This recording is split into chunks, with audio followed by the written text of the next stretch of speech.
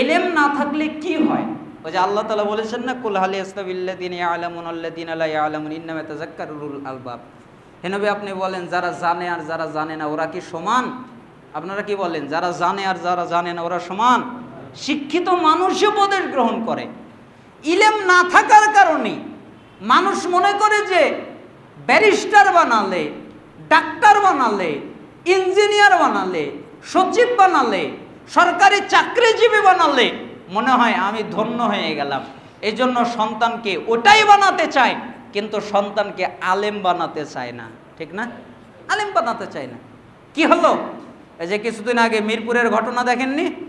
একটা মা তার বাড়িতে মরে পচে পোকা হয়ে গেছে, কিন্তু কেউ জানে না, কেউ খবর নেওয়ার নেই, কেউ খোঁজ নেওয়ার নেই।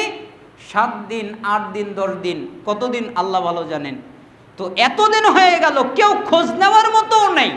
অথচ এক ছেলে বলে সচিব, আর এক ছেলে বলে ইঞ্জিনিয়ার, আরেক ছেলে, আর এক মেয়ে সে বলে শিক্ষিকা। তাহলে একজন মেয়ে শিক্ষিকা, আর এক ছেলে সচিব, আর এক ছেলে ইঞ্জিনিয়ার।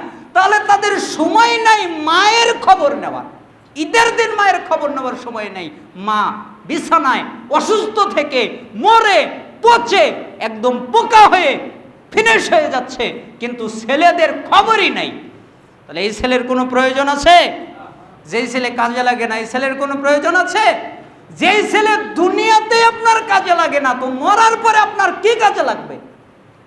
এই জন্য যদি ছেলেকে পারেন আল্লাহওয়ালা বানান, ডাক্তার বানান, এতে দোষ নাই। আল্লাহওয়ালা ডাক্তার